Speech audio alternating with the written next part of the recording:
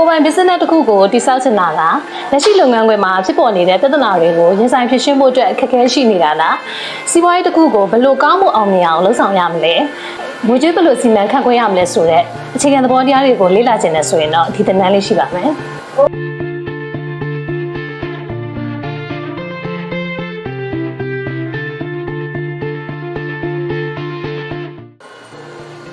market ဆိုတာရောင်းချသူနဲ့ဝယ်ယူသူနှစ်ဦးနှစ်ဖက်တွဲဆုံတဲ့နေရာဖြစ်ပြီးတော့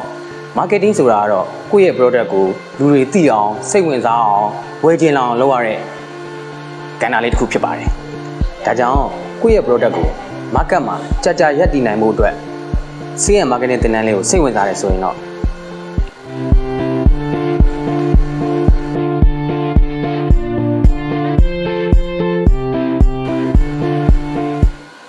လုပ်ငန်းတစ်ခုအောင်မြင်ဖို့ဆိုတာအဲ့ဒီလုပ်ငန်းမှာလုပ်ကိုင်နေတဲ့လူဆောင်အချင်းမပေါ်ပဲမူတည်ပါတယ်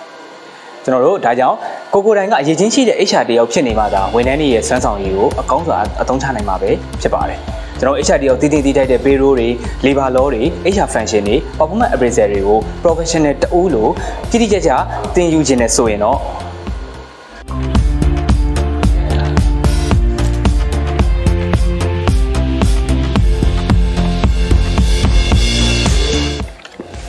နိုင်ငံတကာအသိမှတ်ပြုမှုရှိရမယ်။ခိုင်မာတဲ့ program လေးဖြစ်ကြမယ်။လုပ်ငန်းကိုတစ်ဖက်နဲ့မို့လို့အားလည်းရလေးမှာပဲလေ့လာခြင်းနဲ့ online ရော campus ပါနှစ်မျိုးလုံးတက်ရောက်နိုင်တာမျိုးလည်းဖြစ်ကြမယ်။သင်တန်းကြီးကလည်းတက်တာရမယ်။ထပ်ပြီးတော့ project တွေ supervisor fees တွေလည်းဘာမှထပ်မကုန်ကျင်ဘူး။ဒါတွေအားလုံးနဲ့ကိုက်ညီတဲ့ MBA program တစ်ခုကိုရှာနေတယ်ဆိုရင်တော့